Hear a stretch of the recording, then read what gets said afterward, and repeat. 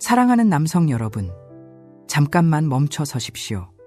지금부터 제가 드릴 이야기는 여러분의 남은 인생을 완전히 바꿔놓을 수 있습니다. 혹시 오늘 아침에도 눈을 뜨면서 또 이 무거운 몸을 어떻게 일으켜 세워야 하나 하는 생각을 하셨습니까? 20대, 30대 때 아침마다 당연하게 느꼈던 그 텐트 같은 기상은 이제 아득한 옛날 이야기가 되어버렸습니까? 무엇보다 가장 가슴 아픈 순간, 사랑하는 아내가 여러분을 바라보는 그 순간에 마음만 불타오르고 몸은 차갑게 식어버려 고개를 숙인 적이 한두 번이 아니실 겁니다. 그 순간의 수치심, 그 무력감, 남자로서의 자존심이 바닥에 떨어지는 그 느낌을 저는 너무나 잘 압니다. 여러분은 혼자가 아닙니다.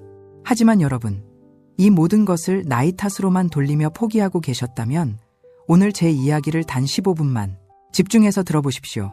제가 지금부터 들려드릴 이야기는 병원에서 수백만 원을 쓰고도 찾지 못했던 해답이 담겨 있습니다. 그리고 그 해답은 놀랍게도 약국에서 단돈 몇백 원이면 살 수 있는 것입니다. 안녕하십니까? 저는 서울 강남에서 35년 넘게 남성 건강과 성기능 장애를 전문으로 치료해온 여성 비뇨기과 전문의 이호선입니다. 여성 의사로서 남성들의 가장 은밀한 고민을 다루는 것이 처음에는 쉽지 않았습니다. 하지만 바로 그렇기 때문에 저는 더욱 과학적이고 객관적으로 남성의 몸을 연구할 수 있었습니다. 제가 오늘 여러분께 단호하게 말씀드립니다. 여러분이 지금 겪고 있는 그 끝없는 피로감, 무기력증, 그리고 사라져버린 남성으로서의 자신감은 단순히 나이가 들어서가 절대 아닙니다. 그것은 게으름도 아니고 노화의 자연스러운 과정도 아닙니다.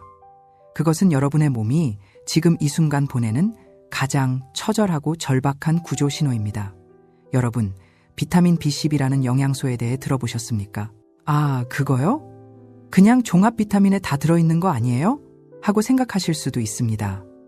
하지만 오늘 제가 여러분께 밝혀드릴 진실은 충격적입니다. 이 비타민 B12가 왜 남성의 정력, 활력, 그리고 혈관 건강과 직접적으로 연결되는지, 그리고 왜 여러분이 매일 수십만 원짜리 고급 영양제를 챙겨 먹어도 몸이 여전히 이 모양인지 그 밑 빠진 독의 진짜 원인을 낱낱이 파헤쳐 드릴 것입니다. 병원에서 아무리 정밀 검사를 받아도 별 이상 없습니다 라는 말만 듣고 돌아오셨던 분들, 수백만 원을 들여 호르몬 주사를 맞아도 효과는 며칠뿐이었던 분들, 바로 여러분을 위한 이야기입니다. 그리고 약국에서 단돈 200원으로 살 수 있는 이 기적 같은 해결책을 제가 오늘 공개하겠습니다. 제가 아는 한 환자분은 정력에 좋다는 말만 들으면 뭐든지 입에 넣으셨습니다. 정체를 알 수 없는 곤충을 말려서 매일 한 사발씩 드셨고, 그것도 모자라 산에서 뱀을 잡아다가 술에 담가 드시기까지 하셨습니다. 얼마나 절박하셨으면 그러셨겠습니까? 하지만 그것은 정말 위험하고 미련한 선택이었습니다. 저는 그분께 즉시 중단하라고 엄중히 경고했습니다. 그분은 제 앞에서 고개를 푹 숙이고 말씀하셨습니다. 선생님, 오죽 답답했으면 그랬겠습니까? 자식들한테 보기에도 창피하고 친구들 만나도 예전처럼 목소리에 힘을 못 줍니다. 뭐라도 먹어야 할 것 같았습니다. 또 다른 환자분은 텔레비전 홈쇼핑에 나오는 비싼 영양제를 닥치는 대로 구매하셨습니다. 하루에 먹는 알약만 20개가 넘었습니다. 아침에 일어나면 식탁 위에 온갖 색깔의 알약들을 줄지어 놓고 물과 함께 삼키는 것이 일상이 되었습니다. 그런데도 제게 와서는 여전히 피곤해서 죽겠다고 하소연하십니다. 여러분, 이 이야기가 지금 여러분의 이야기처럼 들리십니까? 이 순간에도 수많은 남성분들이 누구에게도 말 못할 고민을 안고 홀로 긴 밤을 지새우고 계실 겁니다. 오늘 제 이야기가 딱 내 이야기처럼 가슴에 와 닿으신다면 공감의 의미로 댓글에 숫자 1을 남겨주십시오. 그리고 구독 버튼과 좋아요를 눌러주시면 제가 앞으로도 여러분의 건강한 노후를 위한 귀한 정보들을 계속 전해드리겠습니다. 오늘 이야기의 마지막 부분에서는 이 100원짜리 알약의 효과를 10배, 20배로 증폭시키는 황금조합의 비밀까지 모두 공개할 것입니다. 절대 중간에 영상을 끄지 마시고 끝까지 저와 함께 해주십시오. 그럼 지금부터 여러분의 꺼져가는 인생의 불씨를 다시 활활 타오르게 할 진짜 이야기를 시작하겠습니다. 얼마 전 제 진료실에 60대 후반의 한 남성 환자분이 찾아오셨습니다. 편의상 김 대표님이라고 부르겠습니다. 김 대표님은 젊었을 적에 제법 큰 무역회사를 운영하셨던 분입니다. 항상 당당하고 카리스마 넘치는 목소리로 직원들을 이끌었던 분이셨죠. 제가 5년 전쯤 한번 뵈었을 때만 해도 그분은 여전히 정정하고 활력이 넘쳤습니다. 그런데 몇 년 만에 제 진료실에서 다시 마주한 그분의 모습은 제가 알던 그분이 맞나 싶을 정도로 너무나 초라하게 변해 있었습니다.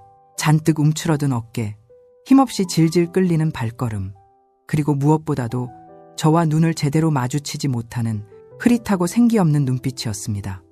그분은 한참 동안 말문을 열지 못하시다가 마침내 아주 작고 떨리는 목소리로 입을 여셨습니다.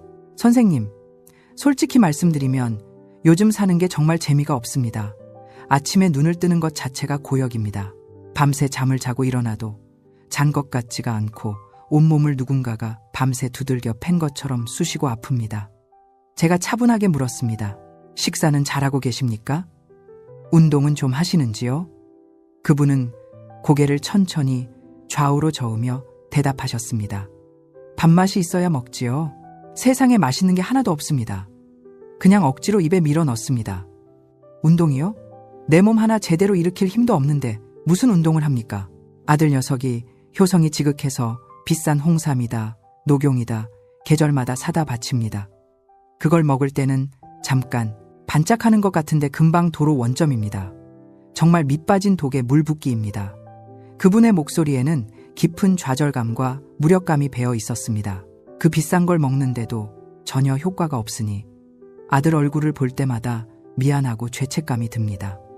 아들 녀석이 아버지, 왜 그렇게 좋다는 것도 소용이 없으세요? 하는 것 같아서 이제는 아들이 사다 줘도 안 먹고 서랍에 몰래 숨겨둡니다. 그게 벌써 몇 상자나 됩니다. 죄책감만 쌓여갑니다. 저는 잠시 진료 기록을 내려놓고 그분을 똑바로 바라보며 조용하지만 단호하게 말했습니다. 김 대표님, 정말 그것뿐이십니까? 혹시 다른 말씀하고 싶은 것은 없으십니까? 저의 진료실에서는 무엇이든 편하게 말씀하셔도 괜찮습니다. 여기는 그런 곳입니다. 제 말에 그분의 눈동자가 크게 흔들렸습니다. 그리고는 평생 아내에게조차 감춰왔던 가장 깊은 속마음을 힘겹게 털어놓기 시작하셨습니다. 사실은요, 선생님, 제가 이러다가 정말 남자로서 완전히 끝나는 건가 싶어서 무섭습니다. 집사람은 아직도 저를 보면 은근히 기대하는 눈빛인데 저는 이제 정말 자신이 없습니다. 그 순간이 다가오는 것 자체가 너무나 두렵습니다. 만약 이번에도 또 안 되면 어떡하나, 그 실망하는 눈빛을 어떻게 감당해야 하나. 그래서 요즘은 아예 잠자리를 피하게 됩니다. 온갖 핑계를 대면서요. 피곤하다, 몸이 안 좋다, 내일 일찍 일어나야 한다. 그렇게 피하고 있습니다. 그분은 말을 마치고 고개를 푹 숙이셨습니다. 평생을 가장으로, 사업가로 누구보다 강하고 당당하게 살아온 한 남자가 자신의 존엄성이 무너지는 순간을 고백하고 있었습니다. 저는 그 순간 가슴이 먹먹했습니다. 여러분, 김 대표님의 이야기가 단지 남의 이야기로만 들리십니까? 아닙니다. 이 순간에도 대한민국의 수많은 중년 남성분들이 누구에게도 말 못할 이 고민을 혼자 끌어안고 밤마다 긴 한숨만 쉬고 계실 것입니다. 김 대표님은 이미 좋다는 병원은 거의 다 다녀보셨습니다. 비싼 남성 호르몬 주사도 여러 차례 맞으셨습니다. 하지만 효과는 주사를 맞을 때뿐이었습니다. 주사 효과가 떨어지면 오히려 전보다 더 심한 무력감과 우울감에 빠지셨다고 했습니다. 그분의 진료실 책상 위에는 이름도 어려운 수입 영양제 병이 대여섯 개나 놓여 있었습니다. 저는 그 병들을 하나씩 집어들고 꼼꼼히 살펴봤습니다. 그리고 단호하게 말했습니다. 김 대표님, 이 비싼 약들 오늘부터 전부 끊으십시오. 그분의 눈이 동그래졌습니다. 네? 선생님, 이걸 다 끊으라고요? 이거 아들이 미국에 출장 갔다가 직접 구해온 건데 이게 얼마나 비싼 건데요? 저 서랍에 숨겨둔 홍삼도 아직 많이 남았는데 저는 더욱 단호했습니다. 김 대표님, 지금 대표님의 몸은 가뭄으로 쩍쩍 갈라진 논바닥과 똑같습니다. 그런데 대표님은 그 논바닥에 물을 댈 생각은 전혀 안 하시고 자꾸만 비싼 비료만 뿌리고 계신 겁니다. 말라 죽은 논에 아무리 좋은 비료를 뿌린다고 벼가 살아납니까? 오히려 비료독의 논만 더 망가질 뿐입니다. 제 말에 그분은 아무 대답도 하지 못하고 멍하니 저를 바라보셨습니다. 저는 그분께 아주 간단한 처방을 내렸습니다. 돈이 거의 들지 않는 너무나 간단해서 그분이 오히려 의심의 눈초리로 쳐다볼 정도의 처방이었습니다. 그분이 처방전을 받아들고 한참을 뚫어지게 들여다보시더니 저를 쳐다보며 물으셨습니다. 선생님, 고작 이게 답니까? 이게 정말로 효과가 있단 말입니까? 이렇게 간단한 게 그 비싼 약들보다 낫다고요? 저는 미소를 지으며 차분하게 대답했습니다. 네, 딱 이것입니다. 하지만 제가 알려드리는 방법대로 정확하게 실천하셔야 합니다. 이것은 제가 35년간 수천 명의 환자들을 직접 진료하며 깨달은 비밀입니다. 일반 병원에서는 절대 이렇게 자세히 알려주지 않습니다. 왜냐고요? 비싼 약을 계속 팔아야 하니까요. 그분은 반신반의하는 얼굴로 진료실을 나가셨습니다. 과연 그분에게 어떤 놀라운 변화가 일어났을까요? 그리고 그분을 절망의 늪에서 완전히 건져 올린 그 간단한 처방은 도대체 무엇이었을까요? 잠시 후에 그 비밀이 낱낱이 밝혀집니다. 오늘 이야기는 뒤로 갈수록 훨씬 더 중요하고 충격적인 내용들이 쏟아집니다. 만약 지금 당장 무기력증을 해결하고 싶지 않으시다면 이 영상을 끄셔도 좋습니다. 하지만 인생의 활력을 되찾고 다시 한번 젊음을 느끼고 싶으시다면 반드시 끝까지 저와 함께 하셔야 합니다. 제가 김 대표님께 그토록 자신 있게 처방을 내릴 수 있었던 이유, 그것은 단지 제 개인적인 경험 때문만이 아니었습니다. 저에게 평생 잊지 못할 깨달음을 준 한 스승님과의 운명적인 만남 때문이었습니다. 몇 년 전 저는 미국 보스턴에서 열린 국제노화방지학회에 참석할 기회가 있었습니다. 전 세계의 저명한 의학자들과 연구자들이 모여 어떻게 하면 더 건강하게 늙어갈 수 있는지를 밤낮 없이 토론하는 자리였습니다. 저는 그곳에서 제 평생의 스승이라고 부를 수 있는 한 분을 만났습니다. 바로 세포 영양학 분야의 세계적인 권위자인 킴벌리 앤더슨 교수였습니다. 그녀는 놀랍게도 82세의 고령임에도 불구하고 저보다 훨씬 더 열정적으로 강연을 하고 계셨습니다. 그 모습이 어찌나 정정하고 활력이 넘치시던지 저는 큰 충격을 받았습니다. 강연이 끝나고 저는 조심스럽게 다가가 질문을 드렸습니다. 교수님, 어떻게 그렇게 놀라운 활력을 유지하고 계십니까? 그 비결이 무엇인지요? 제 질문에 킴벌리 교수는 저를 지그시 바라보며 부드럽게 웃으셨습니다. 그리고는 아주 흥미로운 이야기를 꺼내셨습니다. 이 박사님, 나는 지난 55년 동안 남성들의 혈액과 세포를 연구해 왔습니다. 특히 활력이 넘치는 남성과 무기력한 남성의 차이를 밝혀내기 위해 무려 3만 명이 넘는 사람들의 피를 채취해서 분석했지요. 그 과정에서 정말 놀라운 사실을 발견했습니다. 저는 숨을 죽이고 다음 말을 간절히 기다렸습니다. 우리는 흔히 남성의 활력, 즉 정력이라고 하면 무조건 남성 호르몬인 테스토스테론 수치부터 떠올립니다. 물론 호르몬도 분명히 중요합니다. 하지만 내가 발견한 것은 그것과는 다른 차원의 문제였습니다. 호르몬보다 훨씬 더 근본적인 차이가 있었어요. 바로 세포 자체가 굶주리고 있느냐, 아니면 제대로 영양을 공급받고 있느냐의 차이였습니다. 저는 이해가 되지 않아 다시 물었습니다. 세포가 굶주린다니요? 요즘 세상에 밥을 제대로 못 먹는 사람이 어디 있습니까? 교수님은 고개를 천천히 저으셨습니다. 아니요, 이 박사님. 우리는 분명히 음식을 입으로 먹습니다. 하지만 우리 몸의 60쪽의 세포들은 그 음식을 바로 에너지로 사용할 수 없습니다. 음식이 입으로 들어오면 위에서 잘게 부수고 장에서 흡수해서 아주 작은 영양소, 분자로 변환시켜야 비로소 세포가 사용할 수 있는 연료가 되는 겁니다. 교수님은 말을 이어가셨습니다. 그런데 내가 만난 수많은 무기력한 남성들은 하나같이 음식을 세포가 쓸 수 있는 연료로 바꾸는 과정에 심각한 문제가 있었습니다. 특히 60대를 넘어가면서 이 능력이 현저하게 떨어지는 것을 확인했지요. 입으로는 산해진미를 먹고 있는데 정작 세포는 밥을 굶고 있는 기이한 현상이 벌어지고 있는 겁니다. 바로 이것이 부족해서 말입니다. 그녀는 저에게 더욱 충격적인 사실을 하나 더 말해주었습니다. 이 박사님, 더 무서운 게 뭔지 아세요? 많은 중년 남성들이 나이가 들면서 속이 쓰리고 더부룩하다며 위산 억제제나 제산제 같은 약을 너무나 쉽게 마치 사탕 먹듯이 복용한다는 겁니다. 그 약들이 당장의 속쓰림은 잡아줄지 몰라도 우리 몸에서 음식을 연료로 변환하는 공장의 문을 아예 닫아버리는 것과 같습니다. 저는 그 약들을 장기 복용하는 남성들 중에서 활력이 넘치는 사람을 단 한 명도 본 적이 없어요.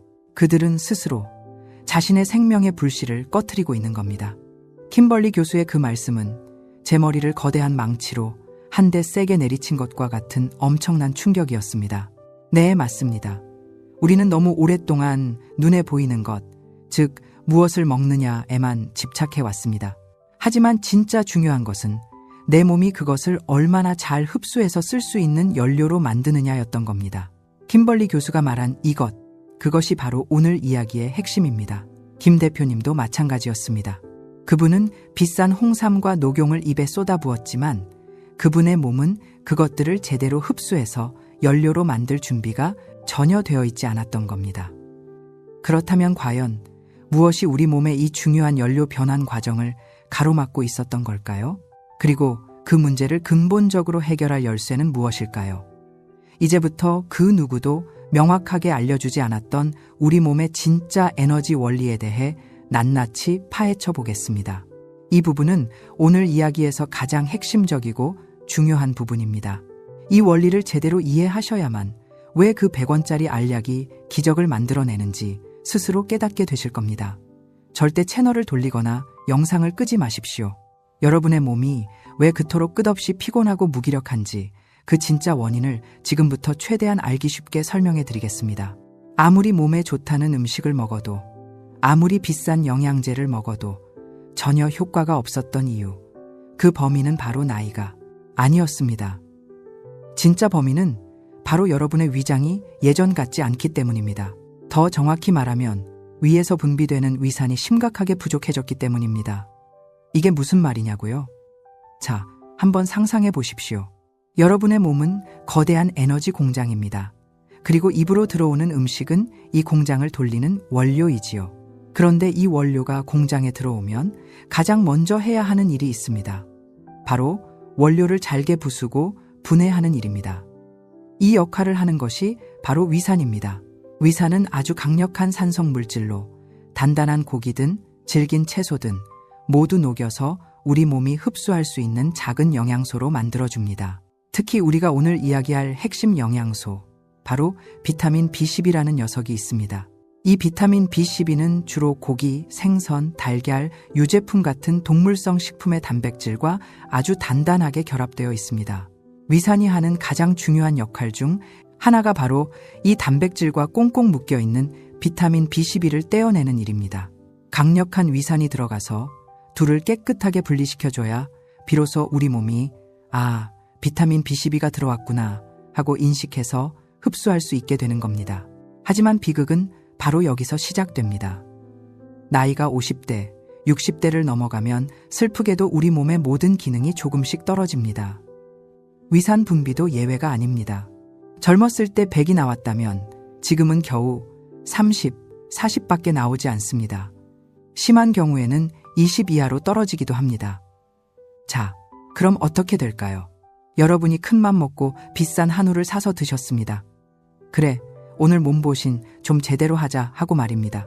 하지만 위산이 약하니까 그 좋은 고기에 단단하게 붙어있던 비타민 B12가 전혀 분리되지 못하고 그대로 장을 통과해서 밖으로 배출되어 버립니다. 여러분은 분명히 비싼 돈을 내고 영양가 높은 음식을 먹었는데 몸은 그 안에 들어있는 가장 중요한 비타민을 전혀 흡수하지 못한 겁니다. 이것이 바로 60대 이후 남성분들의 약 40%, 즉 10명 중 4명이 겪고 있는 숨겨진 영양 결핍의 정체입니다. 아니 이 선생님, 그래서 그 비타민 B12라는 게 부족하면 뭐가 그렇게 큰일인데요? 하고 물으실 겁니다. 큰일 나고 말고요. 이것은 여러분의 정력과 활력에 직격탄을 날립니다. 제가 아까 우리 몸을 에너지 공장이라고 말씀드렸지요. 이 비타민 B12는 그 공장 안에서도 가장 중요한 엔진을 돌리는 점화 플러그 역할을 합니다. 우리가 밥을 먹으면 그것이 포도당이라는 연료가 됩니다. 이 연료를 엔진에 넣고 비타민 B12라는 점화 플러그가 불꽃을 탁 튀겨줘야 비로소 에너지라는 힘이 빵 하고 터져 나옵니다. 우리 몸의 미토콘드리아라는 작은 발전소에서 이 과정이 일어나는 겁니다. 그런데 이 점화 플러그가 없다고 생각해 보십시오. 공장에는 연료인 포도당이 가득 쌓여 있는데 불을 붙이질 못합니다. 엔진이 멈춘 공장은 어떻게 될까요? 조용해지고 차가워지고 결국 완전히 멈춰섭니다. 이것이 바로 여러분이 아침에 일어나지 못하는 이유입니다. 점심만 먹으면 졸음이 쏟아지는 이유입니다. 저녁만 되면 소파에 쓰러지는 이유입니다.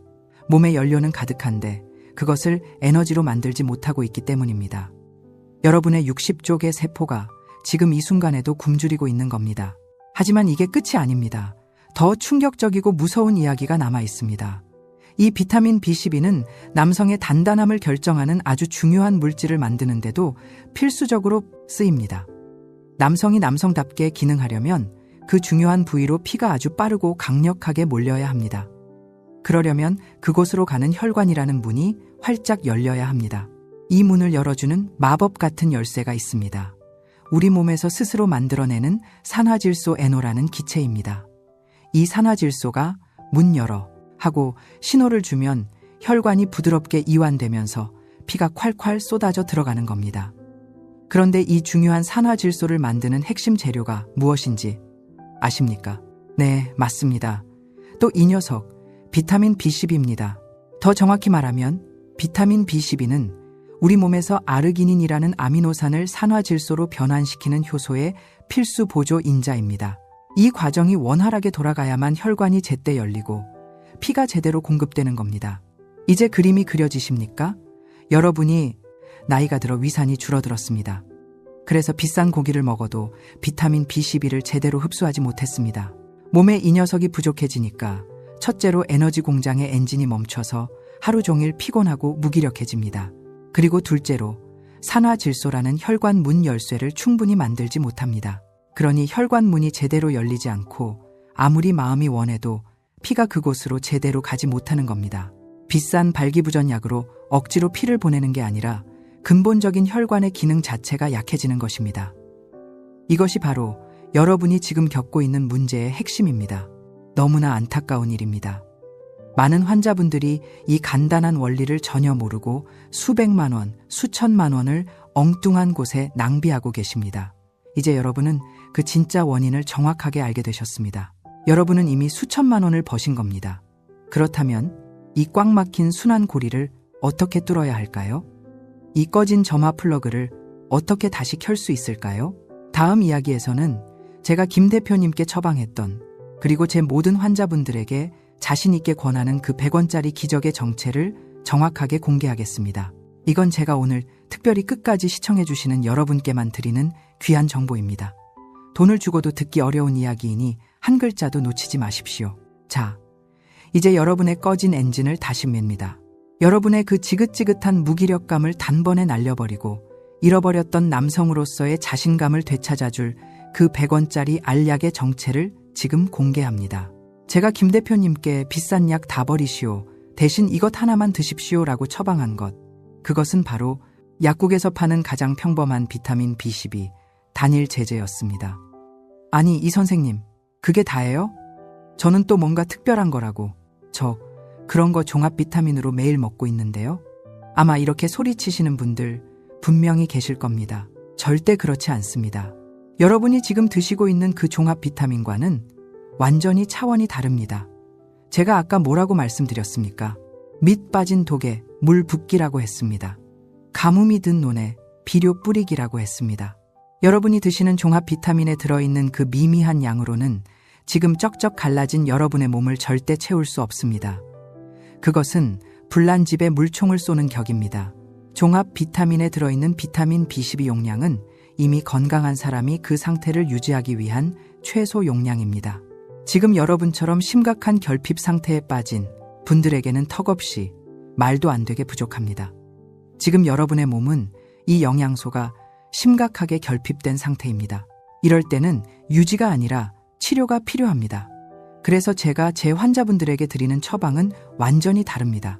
이것은 제가 35년간 수천 명의 환자를 진료하며 얻은 저만의 비밀입니다. 지금부터 귀를 크게 열고 똑똑히 들으십시오. 첫째, 약국에 가셔서 비타민 B12 단일 성분으로만 된 제품을 찾으십시오. 종합 비타민이 아닙니다. 오직 비타민 B12만 들어있는 것을 사셔야 합니다. 그리고 뒷면 성분표를 반드시 확인해서 용량이 10 마이크로그램 또는 1mg, mg이라고 쓰인 것을 고르셔야 합니다. 왜 하필 1.0마이크로그램이냐고요? 아까 말씀드렸지요. 여러분의 위는 이제 예전 같지 않습니다. 위산이 심각하게 약해져서 흡수율이 형편없이 떨어져 있습니다. 연구에 따르면 60대 이상 분들의 비타민 B12 흡수율은 젊은 사람의 12-10% 수준밖에 안 됩니다. 그래서 우리는 양으로 밀어붙이는 겁니다. 마치 우리가 마당에 물을 뿌릴 때 호스 구멍이 반쯤 막혀 있으면 수도꼭지를 더 세게 트는 것과 같은 원리입니다. 1.0마이크로그램이라는 어마어마한 양을 한꺼번에 몸에 밀어넣어서 그중 단 10, 20%만 흡수되어도 우리 몸이 하루에 필요한 양을 충분히 채울 수 있도록 만드는 겁니다. 혹시 그렇게 많이 먹어도 괜찮을까요? 몸에 해롭지 않을까요? 하고 걱정하실 수 있습니다. 전혀 걱정하지 마십시오. 이 비타민 B12는 수용성 비타민입니다. 우리 몸이 딱 필요한 만큼만 사용하고 남는 것은 소변으로 깨끗하게 전부 배출됩니다. 몸에 쌓여서 독이 되는 지용성 비타민들과는 차원이 완전히 다릅니다. 그러니 안심하고 드셔도 됩니다. 오히려 부족한 게 문제지 많이 먹는 건 전혀 문제가 되지 않습니다. 둘째, 언제 먹느냐가 무엇을 먹느냐보다 10배는 더 중요합니다. 꼭 기억하시고 메모하십시오. 아침에 일어나자마자 공복 상태에서 드셔야 합니다. 왜일까요? 아까 비타민 B12가 무슨 역할을 한다고 했지요? 네, 맞습니다. 바로 에너지 공장의 점화 플러그입니다. 하루를 시작하는 아침에 텅 빈 공장의 점화 플러그부터 딱 켜놓는 겁니다. 그리고 나서 여러분이 아침 식사라는 연료를 넣어주면 그날 하루 종일 공장이 쉬지 않고 돌아가는 겁니다. 에너지가 콸콸 쏟아져 나오는 겁니다. 지난번에 한 환자분이 저를 찾아오셨습니다. 아주 피곤하고 지친 얼굴로요. 선생님 이상합니다. 선생님이 시키는 대로 그 약 먹었는데 밤에 잠이 도무지 안 와서 미치겠습니다. 새벽 3시, 4시까지 눈이 말똥말똥합니다. 제가 그분께 무슨 말을 했겠습니까? 대체 그걸 언제 드셨습니까? 하고 소리쳤습니다. 아니나 다를까 그분은 저녁 식사 후에 그걸 드시고 계셨습니다. 하루 종일 공장을 돌리고 이제 쉬어야 할 판에 밤 9시에 점화 플러그를 활활 켠 겁니다. 그러니 잠이 올 리가 있습니까? 절대 그렇게 하시면 안 됩니다. 이것은 반드시 아침에 먹는 겁니다. 하루를 시작하는 알약입니다. 명심하십시오. 아침에 일어나서 화장실 다녀오시고 세수하시고 양치하시고 물 한 잔 마실 때 바로 그때 드시는 겁니다. 자, 여기까지가 바로 김 대표님을 절망의 늪에서 건져 올린 100원짜리 알약의 비밀입니다. 그 70평생 비싼 보약만 찾아다니던 김 대표님이 고작 200원짜리 알약 2알에 감동해서 제 손을 꼭 붙잡고 오셨습니다. 선생님, 정말 고맙습니다. 진심으로 고맙습니다. 제가 아침에 다시 힘이 생깁니다. 이게 몇 년 만인지 모르겠습니다. 아침에 눈을 떴는데 몸이 이렇게 가벼운 게 그분의 그 한마디가 의사로서 제가 느낄 수 있는 가장 큰 보람이었습니다. 하지만 이게 끝이 아닙니다. 여기까지만 들으시면 이 알약의 효과를 절반밖에 못 보시는 겁니다. 제가 아까 김 대표님께 2알이라고 말씀드렸습니다. 하나는 아침에 먹는 비타민 B12였습니다. 그렇다면 남은 한 알은 무엇일까요? 이것이 바로 아침에 만든 그 활력을 밤새도록 증폭시키고 여러분의 몸을 근본적으로 회복시키는 황금 열쇠입니다. 아침에 엔진을 켰다면 밤에는 공장을 수리하고 다음 날을 완벽하게 준비해야 하지 않겠습니까? 이 밤의 알약을 함께 먹어줘야만 비로소 이 치료가 완성됩니다. 다음 이야기에서는 이 황금 조합의 나머지 절반과 이 방법을 실천할 때 절대적으로 조심해야 할 치명적인 주의사항에 대해 말씀드리겠습니다. 이 주의 사항을 모르고 무작정 따라 하시면 안 하느니만 못합니다. 오히려 몸을 망칠 수도 있습니다. 여러분의 남은 인생을 완전히 바꿀 이 중요한 이야기 절대 놓치지 마시고 끝까지 함께 해주십시오. 자, 이제 아침에 먹는 점화 플러그의 비밀은 완벽하게 아셨습니다. 여러분의 에너지 공장을 가동시킬 준비가 된 겁니다. 하지만 공장은 달리기만 하면 어떻게 됩니까? 기계는 닳고 부품은 망가집니다. 쉬지 않고 일만 하는 공장은 결국 불이 나거나 완전히 멈춰서게 됩니다. 우리 몸도 똑같습니다. 아침에 비타민 B12로 힘차게 시동을 걸었다면 밤에는 반드시 그 힘을 내면서 쌓인 찌꺼기를 치우고 망가진 부품을 수리해야 합니다. 이 밤에 수리 과정이 없다면 여러분은 밑빠진 독에 계속 물만 붓는 셈입니다. 낮에 겨우겨우 불씨를 살려놓으면 밤에 그 불씨가 다시 꺼져버리는 악순환이 끝없이 반복됩니다. 제가 김 대표님께 처방한 두 번째 알약, 그 황금 열쇠는 바로 마그네슘입니다. 아니 이 선생님, 이번엔 마그네슘이요? 그거 그냥 눈꺼풀 떨릴 때 먹는 거 아닙니까? 맞습니다. 그렇게만 알고 계신 분들이 너무나 많습니다. 그것은 마그네슘이 하는 수백 가지 일 중에 정말 작은 먼지 같은 역할일 뿐입니다. 여러분의 눈꺼풀이 떨리는 것은 여러분의 몸이 주인님, 저 지금 마그네슘 없어서 죽겠습니다. 제발 좀 채워주십시오. 하고 보내는 마지막 비명입니다. 마그네슘이야말로 60대 이후 남성들에게 비타민 B12만큼이나, 아니 어쩌면 그보다 더 중요한 밤의 수호신입니다. 왜 그런지 쉽게 설명해 드리겠습니다. 여러분, 낮에 우리가 힘을 내고 긴장하고 일에 집중할 때 우리 몸은 교감신경이라는 것을 씁니다. 자동차로 치면 가속 페달을 밟는 겁니다. 그리고 밤에 잠을 자고 쉬고 소화를 시킬 때는 부교감신경이라는 것을 씁니다. 이것은 브레이크 페달이지요. 그런데 나이가 들면, 그리고 스트레스를 많이 받으면 이 브레이크가 고장나기 시작합니다. 분명히 밤이 되어 쉬어야 하는데 머릿속은 온갖 잡생각으로 복잡합니다. 어깨는 잔뜩 뭉쳐있고 다리는 저리고 아픕니다. 자려고 누웠는데도 몸이 여전히 가속 페달을 밟고 있는 겁니다. 이것이 바로 여러분이 잠을 깊게 못 자는 이유입니다. 자고 일어나도 여전히 피곤한 이유입니다. 이때 이 브레이크 페달을 부드럽게 밟아 주는 것이 바로 마그네슘입니다. 마그네슘은 우리 몸의 천연 이완제입니다. 첫째, 잔뜩 흥분한 신경을 진정시킵니다. 이제 그만 쉬어라. 낮에 할 일은 끝났다. 하고 신호를 줍니다. 머릿속을 시끄럽게 하던 잡생각의 스위치를 꺼주는 겁니다. 둘째, 딱딱하게 뭉친 근육을 풀어줍니다.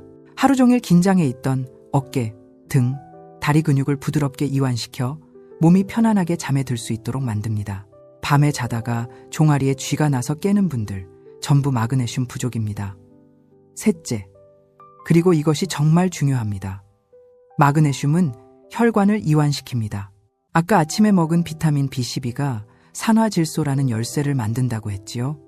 마그네슘은 그 열쇠로 문을 열 때 문이 뻑뻑하지 않게 기름칠을 해주는 역할을 합니다. 산화질소가 문 열어 하고 신호를 줄 때 마그네슘이 부족하면 혈관이 딱딱하게 굳어 있어서 문이 잘 안 열립니다. 하지만 마그네슘이 충분하면 혈관벽 자체가 부드럽고 유연해져서 그 신호에 아주 민감하게 반응합니다. 문이 활짝 열리는 겁니다. 이것이 바로 황금 조합입니다. 아침에는 비타민 B12로 에너지 엔진을 켜고 혈관 문 열쇠를 만들고, 밤에는 마그네슘으로 몸을 이완시키고 깊은 잠을 자고 혈관 문에 기름칠을 해서 다음 날을 완벽하게 준비하는 겁니다. 이 두 가지가 톱니바퀴처럼 딱 맞물려 돌아갈 때 여러분의 몸은 비로소 낮에는 활력이 넘치고 밤에는 편안하게 회복되는 선순환을 시작하게 됩니다. 김 대표님께 제가 이 두 가지를 처방했습니다. 대표님, 이 빨간 알약 비타민 B12는 아침 공복에 드시고 이 하얀 알약 마그네슘은 잠들기 1시간 전에 드십시오. 딱 이 두 가지만 하시는 겁니다. 비싼 보약은 전부 치우시고요. 그럼 어떻게 드셔야 할까요? 이것도 정확한 방법이 있습니다. 제가 지금부터 그 구체적인 실천 요령을 알려드리겠습니다. 이건 제가 35년 임상 경험으로 완성한 비법입니다. 일반 병원에서는 절대 이렇게까지 자세하게 가르쳐주지 않습니다. 첫째, 마그네슘은 저녁 식사 후 또는 잠들기 1시간 전에 드시는 것이 가장 좋습니다. 절대 아침에 드시면 안 됩니다.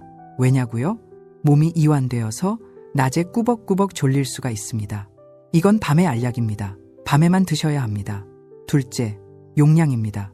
처음부터 너무 많이 드시면 절대 안 됩니다. 약국에 가시면 보통 한 알에 300에서 500mg 정도 하는 제품들이 많습니다. 하루에 400mg 정도를 드시는 것이 이상적인데 처음 일주일은 200mg, 즉 한 알만 드시거나 반 알로 쪼개서 시작하십시오. 왜냐하면 마그네슘은 장에 물을 끌어당기는 성질이 있습니다. 갑자기 많이 먹으면 뱃속이 부글부글 거리거나 설사를 할 수가 있습니다. 우리 몸이 적응할 시간을 충분히 줘야 합니다. 옛날에 가뭄이 든 논에 갑자기 물을 퍼부으면 흙이 다 떠내려가지 않습니까? 마른 논에 물을 대듯 천천히 조금씩 적셔줘야 합니다. 셋째, 물을 충분히 드셔야 합니다. 이 두 가지 영양소 모두 몸에서 자기 할 일을 다 하고 나면 물에 녹아서 소변으로 배출되어야 합니다. 물을 충분히 마셔주지 않으면 오히려 몸에 부담이 될 수 있습니다.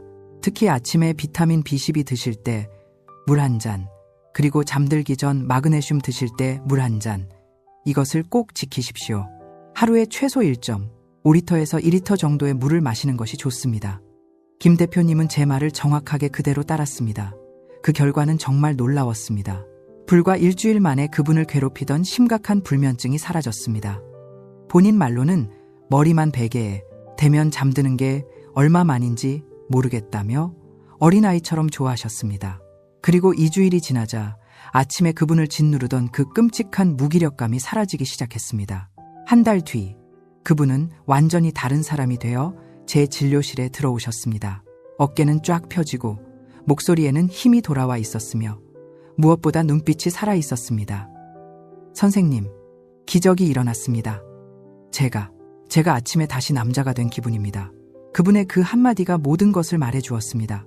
단순히 몸이 좋아진 게 아니라 남성으로서의 자존감과 자신감을 되찾으신 겁니다. 여러분도 할 수 있습니다. 이 간단한 2개의 알약이 여러분의 남은 인생을 완전히 바꿀 수 있습니다. 하지만 잠깐만요.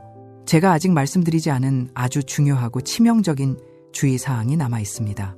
이것을 모르고 무작정 약국에 달려가시면 여러분은 돈은 돈대로 쓰고 효과는 하나도 보지 못하는 최악의 상황을 맞이할 수 있습니다. 심한 경우에는 오히려 건강을 해칠 수도 있습니다.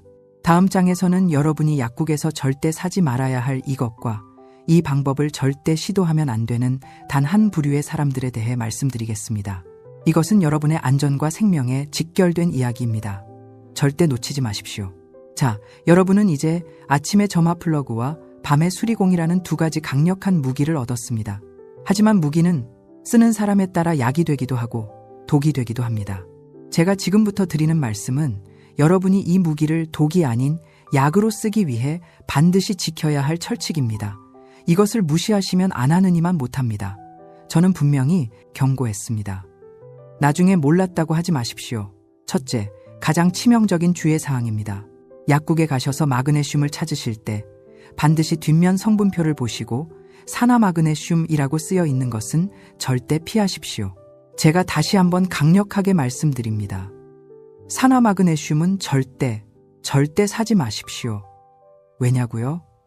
이것은 병원에서도 잘 알려주지 않는 비밀입니다. 산화마그네슘은 값은 아주 쌉니다. 가장 저렴합니다. 하지만 우리 몸에 들어가서 실제로 흡수되는 비율이 고작 40%밖에 되지 않습니다. 거의 대부분이 그대로 장으로 내려가서 설사만 일으킵니다. 그래서 사실 이 산화마그네슘은 우리가 오늘 이야기하는 근육 이완이나 신경 안정 용도가 아니라 변비가 심한 환자들에게 설사약 대용으로 처방하는 것입니다. 변을 무르게 만들려고 쓰는 겁니다. 그런데 많은 분들이 이 사실을 전혀 모르고 약국에서 가장 싸다는 이유로 덥석 집어오십니다.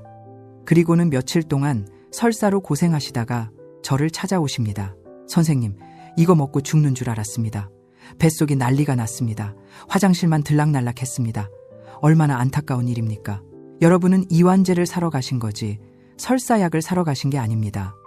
꼭 약사님께 흡수 잘 되는 마그네슘으로 주십시오 하고 똑똑히 말씀하십시오. 예를 들면 글리신산 마그네슘, 구연산 마그네슘, 말산 마그네슘, 킬레이트 마그네슘 같은 것들입니다. 이름이 좀 어렵지요? 그냥 흡수 잘 되고 설사 안 하는 거 주세요 하고 하시면 됩니다. 산화 마그네슘보다 몇천 원 더 비쌀 수는 있습니다. 하지만 효과는 10배, 20배 차이 납니다. 설사하느라 화장실에서 버리는 돈과 내 몸에 제대로 흡수되는 돈 중에 어느 것이 아깝습니까? 현명하게 판단하셔야 합니다. 둘째, 이런 분들은 절대 마음대로 드시면 안 됩니다. 바로 콩팥 기능이 아주 나쁘다는 진단을 받으신 분들입니다. 병원에서 콩팥 수치가 안 좋습니다. 만성 신부전입니다. 같은 이야기를 들으신 분들 말입니다. 왜냐하면 제가 아까 마그네슘은 쓰고 남으면 소변으로 배출된다고 했습니다.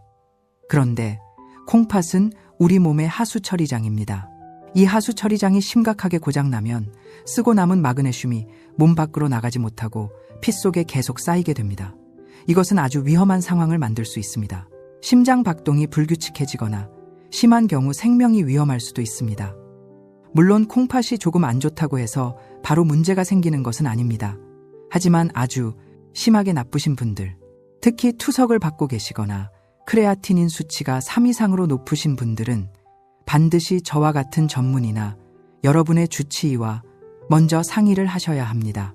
선생님, 저 콩팥 약 먹고 있는데 마그네슘 먹어도 됩니까?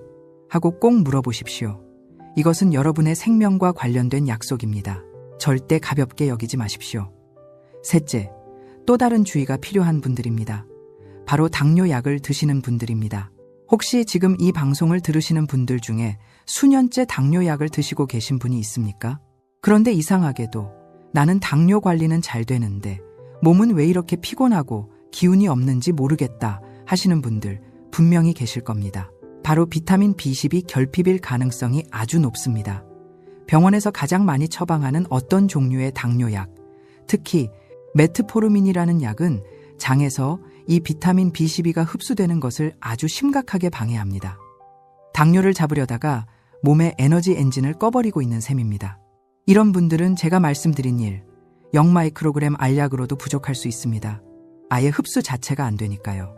이런 분들은 병원에 가셔서 혈액 검사를 하시고 만약 결핍이 심각하다면 의사의 처방에 따라 주사로 맞으셔야 합니다.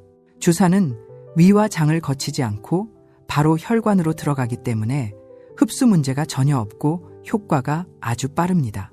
그러니 당뇨가 있으신 분들은 오늘 내용이 남들보다 2배, 3배 더 중요합니다. 반드시 한 글자 한 글자 새겨 들으시기 바랍니다. 넷째, 아침에 먹는 비타민 B12에 대한 중요한 주의사항입니다. 제가 아까 한 환자분 이야기를 해드렸지요. 밤에 먹고 잠을 못 잤다는 분 말입니다. 이것은 에너지를 만드는 비타민입니다. 절대 저녁에 드시지 마십시오. 어떤 분은 또 이러십니다. 선생님, 아침에 깜빡 잊었습니다. 그래서 점심 먹고 먹었습니다. 그래도 안 됩니다. 점심에 늦게 드시면 그 에너지가 밤까지 남아서 잠을 방해할 수 있습니다. 무조건 아침입니다.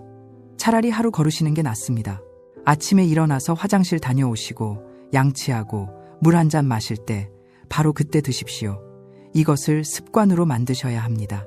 세수하듯 양치하듯 매일 아침에 루틴으로 만드십시오. 다섯째, 가장 중요한 마음가짐입니다. 바로 꾸준함입니다. 제가 아는 한 분은 제가 알려드린 대로 딱 사흘을 드셨습니다. 그리고는 저를 찾아와서 거의 따지듯이 물었습니다. 선생님, 사흘이나 먹었는데 왜 아무 변화가 없습니까? 이거 효과 없는 거 아닙니까? 제가 사기당한 겁니까? 제가 그분께 뭐라고 했겠습니까? 선생님, 실례지만 연세가 어떻게 되십니까? 70입니다. 선생님께서는 70년 동안 이 영양소를 굶주린 상태로 살아오셨습니다. 70년 동안 굶은 몸이 고작 사흘 만에 바뀔 거라고 생각하셨습니까? 마치 한평생 방치해서 거미줄 치고 먼지 쌓인 창고를 3분 만에 대청소하겠다는 것과 같습니다. 말도 안 되는 욕심입니다. 우리 몸은 그렇게 간단하지 않습니다. 최소한 한 달입니다. 저는 석 달을 말씀드립니다. 석 달 동안 제 말을 믿고 아침 저녁으로 이 간단한 습관을 꾸준히 지켜보십시오. 여러분의 몸은 아주 서서히, 그러나 반드시 변하기 시작할 겁니다. 처음에는 잠이 편안해질 겁니다. 그 다음에는 아침에 일어나는 것이 가벼워질 겁니다. 그 다음에는 낮에 조는 일이 줄어들 겁니다. 그리고 어느 날 문득 여러분은 잊고 지냈던 남성으로서의 아침을 맞이하게 될 것입니다. 이것은 약처럼 하루아침에 벼락치기로 되는 것이 아닙니다. 이것은 내 몸의 근본을 바꾸는 일입니다. 조급함을 버리십시오. 그리고 꾸준하게 실천하십시오. 그것이 이 100원짜리 기적을 누리는 유일한 길입니다. 자, 이제 여러분은 황금조합과 치명적인 주의사항까지 모두 알게 되셨습니다. 하지만 이 방법의 효과를 2배, 3배로 끌어올린 놀라운 환자분들의 이야기가 아직 남아 있습니다.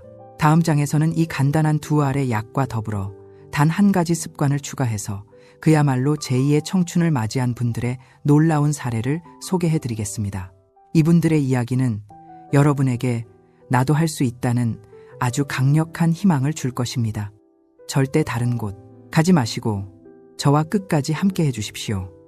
제가 앞서 저를 찾아왔던 김 대표님의 기적 같은 변화에 대해 말씀드렸습니다. 선생님, 아침에 다시 남자가 된 기분입니다. 그분의 그 한마디는 제가 35년 넘게 의사 생활을 하면서 들었던 말 중에 가장 감동적인 순간 중 하나였습니다. 70평생을 무기력하게 살았던 한 남자가 고작 2알의 약으로 잃어버렸던 삶의 활력을 되찾은 것입니다. 하지만 김 대표님의 성공 사례가 유일한 것은 아닙니다. 저는 오늘 여러분께 김 대표님만큼이나 놀라운 변화를 겪은 또 다른 두 분의 이야기를 더 해드리고자 합니다. 이분들의 이야기는 여러분이 가진 마지막 의심마저도 완전히 사라지게 만들 것입니다. 첫 번째 분은 72살에 은퇴한 고등학교 교장 선생님이셨습니다. 편의상 박 교장님이라고 부르겠습니다. 박 교장님은 전형적인 이성과 논리의 소유자셨습니다. 평생을 학생들 앞에서 정확한 지식만을 가르쳐 오신 분이었지요. 그분이 처음 제 진료실에 왔을 때 그분은 제 말을 전혀 믿지 않았습니다. 팔짱을 딱 끼고 아주 회의적인 표정으로 저를 쳐다보셨습니다. 이 선생님, 나는 그런 말 안 믿습니다. 비타민이요? 마그네슘이요? 그게 무슨 만병통치약입니까? 내가 평생 먹어온 종합 비타민에도 다 들어있는 것 아닙니까? 나이가 들면 기력이 쇠하는 건 자연의 순리인데 그걸 고작 알약 몇 개로 돌린다고요? 아주 꼬장꼬장한 목소리였습니다. 저는 그분의 그 태도가 싫지 않았습니다. 오히려 존경스러웠습니다. 평생을 그렇게 빈틈없이 논리적으로 살아오셨다는 증거니까요. 저는 그분과 논쟁하지 않았습니다. 대신 이렇게 말씀드렸습니다. 박 교장님, 교장님, 말씀이 100번 맞습니다. 이것은 만병통치약이 아닙니다. 그리고 나이가 들면 기력이 쇠하는 것도 순리가 맞습니다. 제 말에 그분의 표정이 조금 누그러졌습니다. 하지만 교장님, 혹시 자동차의 엔진 오일이라고 하십니까? 그분이 고개를 끄덕였습니다. 알지요. 그게 왜요? 교장님, 차가 아무리 좋은 고급차라고 해도 엔진 오일이 한 방울도 없으면 어떻게 됩니까? 서겠지요. 엔진이 다 타버리고 말 겁니다. 맞습니다. 지금 교장님의 몸이 그렇습니다.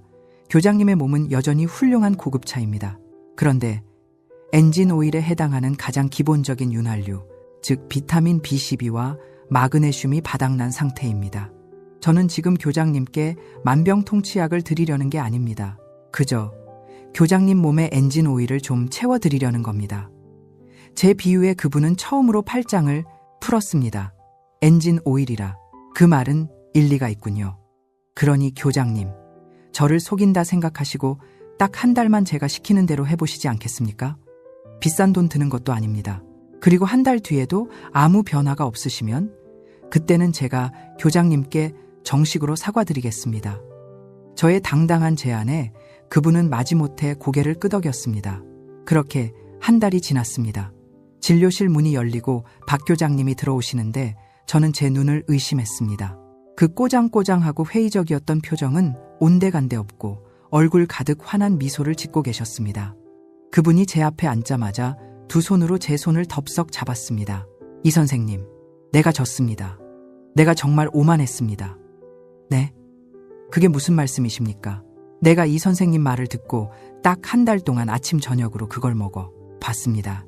처음 일주일은 솔직히 아무렇지도 않더군요. 거봐라, 역시 효과 없지 하고 속으로 비웃었습니다. 저는 조용히 다음 말을 기다렸습니다.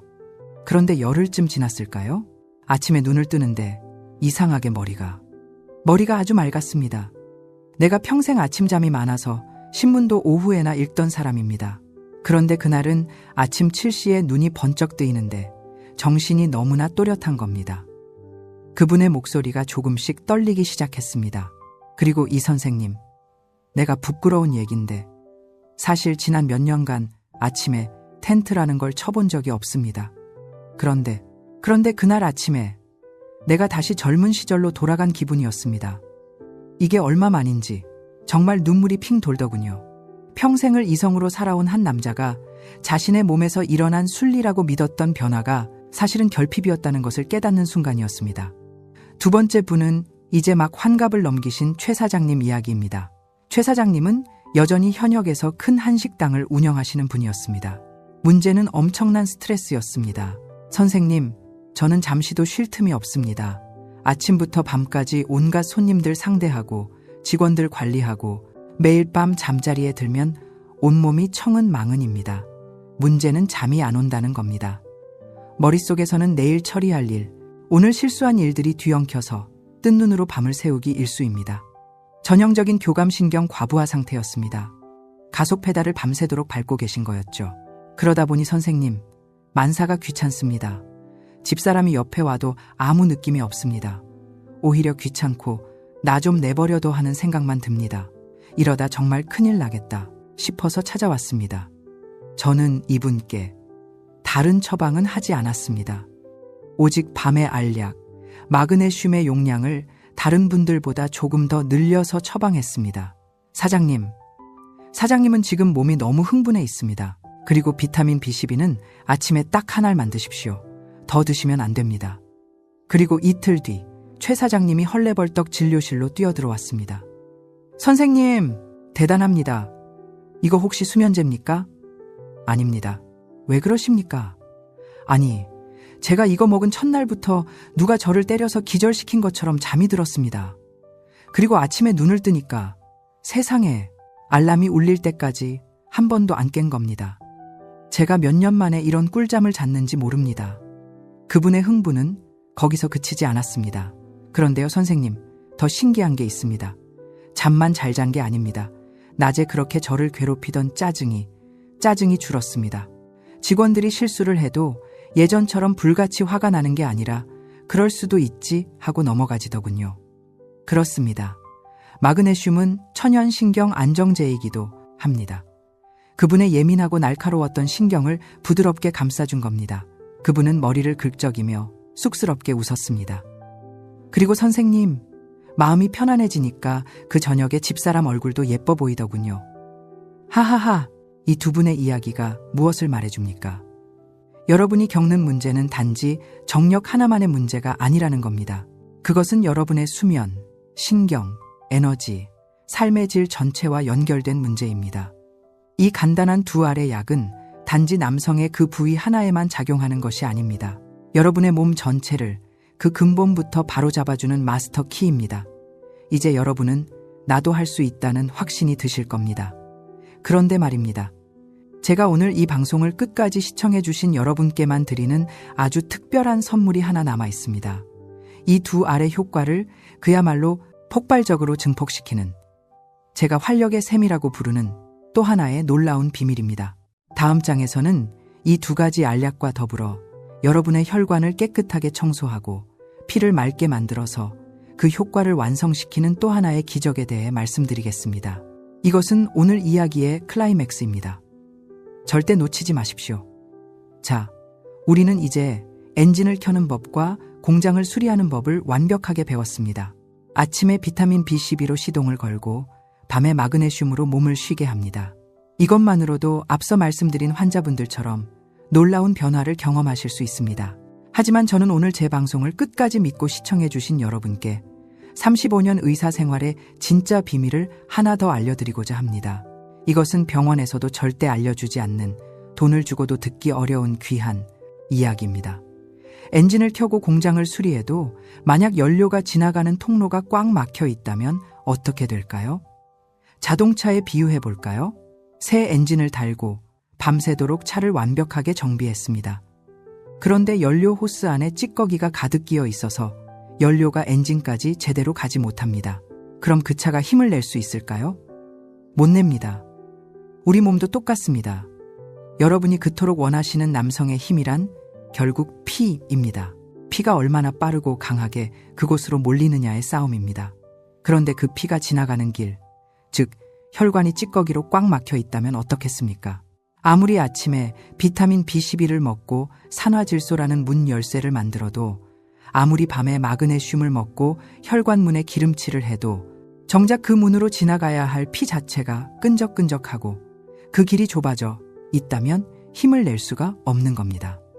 제가 오늘 알려드릴 이 마지막 비결은 바로 여러분의 혈관을 대청소하고 피를 맑게 만드는 가장 강력한 천연식품에 대한 이야기입니다. 이것을 앞에 두 알약과 함께 실천할 때 여러분은 비로소 완벽한 남성으로 거듭나게 될 것입니다. 그 비밀은 바로 들기름입니다. 네? 이 선생님, 갑자기 웬 들기름이요? 그거 그냥 나물 무칠 때 넣는 거 아니에요? 아마 지금쯤 고개를 갸우뚱하시는 분들 많을 겁니다. 여러분은 지금껏 세상에서 가장 귀한 혈관 청소부를 그저 나물 무침 정도로만 쓰고 계셨던 겁니다. 제가 왜 그토록 들기름을 강조하는지 지금부터 귀를 쫑긋 세우고 들으십시오. 우리 피를 끈적끈적하게 만들고 혈관을 막는 주범이 있습니다. 바로 나쁜 기름입니다. 여러분이 밖에서 사 드시는 튀김, 과자, 빵, 라면에 들어있는 그 기름들 말입니다. 이런 기름들은 우리 몸에 들어오면 심각한 염증을 일으키고 피를 떡처럼 뭉치게 만듭니다. 그런데 이 나쁜 기름들을 우리 몸에서 쫓아내고 염증을 깨끗하게 청소해주는 착한 기름이 있습니다. 그것을 우리는 오메가3라고 부릅니다. 아마 오메가3 영양제는 많이들 드시고 계실 겁니다. 흔히 생선 기름으로 만든 것을 드시지요. 하지만 저는 단호하게 말씀드립니다.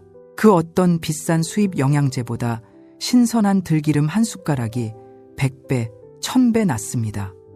왜냐고요? 첫째, 신선함이 완전히 다릅니다. 여러분이 드시는 그 영양제 캡슐 속 기름이 언제 잡은 생선에서 어떤 공장에서 만들어져 몇 달이나 배를 타고 여러분의 손에 들어왔는지 아십니까? 기름은 신선함이 생명입니다. 산패되면 독입니다. 하지만 들기름은 어떻습니까? 바로 우리 땅에서 자란 들깨를 동네 방앗간에서 갓 짜낸 것을 바로 사올 수 있습니다. 그 신선함은 비교 자체가 안 됩니다. 둘째, 안전함이 완전히 다릅니다. 깊은 바다 생선은 어쩔 수 없이 중금속이나 환경 오염 물질을 몸에 품고 있을 걱정이 있습니다. 수은, 납, 카드뮴, 이런 무서운 것들 말입니다. 하지만 깨끗한 땅에서 자란 들깨는 그럴 걱정이 전혀 없습니다. 셋째, 함량이 압도적입니다. 이 들기름은 식물성 오메가3의 왕입니다. 우리가 아는 그 어떤 기름보다 오메가3의 함량이 압도적으로 높습니다. 거의 60% 이상이 오메가3입니다. 이것이 올리브유나 다른 기름과 비교가 안 되는 이유입니다. 이것이 우리 몸에 들어가면 무슨 일을 할까요? 첫째, 혈관벽에 덕지덕지 붙어있는 나쁜 찌꺼기들을 씻어냅니다. 마치 막힌 하수구를 뚫는 강력한 청소부가 꽉 막힌 하수구를 뚫어주는 것과 같습니다. 콜레스테롤 찌꺼기, 염증 물질들이 싹 씻겨 나갑니다. 둘째, 끈적끈적하게 뭉쳐있던 피를 맑고 깨끗하게 만듭니다. 피가 흐르는 속도가 빨라지고 혈전이 생기는 것을 막아줍니다. 혈액순환이 좋아지는 겁니다. 자, 이제 그림이 완성되었습니다. 아침에 비타민 B12로 혈관 문 열쇠인 산화질소를 만듭니다. 밤에 마그네슘으로 혈관벽을 부드럽게 이완시킵니다. 그리고 매일 들기름 한 숟가락으로 혈관 통로를 깨끗하게 청소하고 피를 맑게 만듭니다. 이 세 가지가 완벽하게 합쳐질 때 무슨 일이 벌어지겠습니까? 여러분의 그 중요한 부위로 맑고 깨끗한 피가 넓고 부드러운 혈관을 타고 아무런 막힘 없이 콸콸 쏟아져 들어가는 겁니다. 이것이야말로 약물이나 수술에 의존하지 않는 가장 근본적이고 완벽한 정력 회복의 길입니다. 이 비결을 실천한 제 환자분이 계십니다. 70대의 강 사장님이신데 이분은 혈압까지 높으셨습니다. 그분께 제가 이 세 가지 조합을 처방했습니다. 사장님, 아침엔 비타민 B12, 밤엔 마그네슘, 그리고 아침 식사하실 때 따뜻한 밥에다가 들기름 한 숟가락을 꼭 비벼서 드십시오. 딱 석 달만 해보십시오. 석 달 뒤 그분은 혈압약을 절반으로 줄였습니다. 그리고 제게 귓속말로 이렇게 말씀하셨습니다. 선생님, 요즘은 혈압보다 다른 게 더 아침마다 너무 기운이 넘쳐서 주체를 못하겠습니다. 허허허. 이것은 단순히 정력제 이야기가 아닙니다. 이것은 혈관 건강에 대한 이야기입니다. 남성의 그 부위는 우리 몸의 혈관 건강 상태를 보여주는 가장 정직한 신호등입니다. 그곳에 문제가 생겼다는 것은 당신의 심장 혈관, 뇌 혈관도 지금 위험합니다. 라고 몸이 보내는 강력한 경고입니다. 그러니 오늘 제가 알려드린 이 세 가지 조합은 단순히 남성의 힘을 되찾는 것을 넘어 여러분의 심장과 뇌를 구하는 생명의 비결이기도 합니다. 하지만 이 들기름도 잘못 드시면 독이 됩니다. 제가 지금부터 이 생명의 기름을 제대로 먹는 법과 절대 하지 말아야 할 한 가지를 알려드리겠습니다. 이것을 모르면 여러분은 오메가3가 아니라 독을 마시게 될 수도 있습니다. 자, 여러분은 이제 100원짜리 알약 2알과 들기름 1숟가락이라는 그야말로 완벽한 조합을 알게 되셨습니다. 여러분의 무너진 활력을 되찾고 막힌 혈관을 뚫어줄 가장 강력한 무기입니다. 하지만 제가 아까 경고했듯이 이 들기름은 잘못 다루면 독이 되는 아주 예민한 녀석입니다. 지금부터 제가 드리는 말씀에 집중하십시오. 이것을 지키지 않으면 여러분은 혈관 청소부를 마시는 게 아니라 오히려 혈관을 망가뜨리는 독을 마시게 될 수도 있습니다. 가장 중요한 첫 번째 철칙입니다. 들기름은 절대 가열하면 안 됩니다. 제가 다시 한번 아주 강력하게 말씀드립니다. 들기름을 불에 올리는 순간 그것은 생명의 기름에서 죽음의 기름으로 변합니다. 왜냐고요? 아까 제가 들기름의 오메가3가 풍부하다고 했습니다. 이 오메가3는 착한 녀석이지만 아주 약합니다. 특히 열에 치명적으로 약합니다. 들기름에 열을 가하면 이 착한 오메가3가 순식간에 산패라는 것을 일으킵니다. 산패가 뭐냐고요? 쉽게 말해 기름이 썩어버리는 겁니다. 이렇게 썩어버린 기름은 우리 몸에 들어가서 혈관을 청소하는 게 아니라 오히려 혈관벽을 공격하고 심각한 염증을 일으키는 독성 물질로 변합니다. 얼마나 끔찍한 일입니까? 지난번에 한 환자분이 오셨습니다. 혈관 검사를 했는데 나이에 비해 혈관이 너무 지저분하고 염증 수치가 위험할 정도로 높았습니다. 제가 식습관을 자세히 물었더니 그분이 자랑스럽게 말했습니다. 선생님, 저는 선생님 방송 보고 모든 요리에 들기름만 씁니다. 계란 프라이도 들기름, 나물 볶을 때도 들기름, 생선 구울 때도 들기름.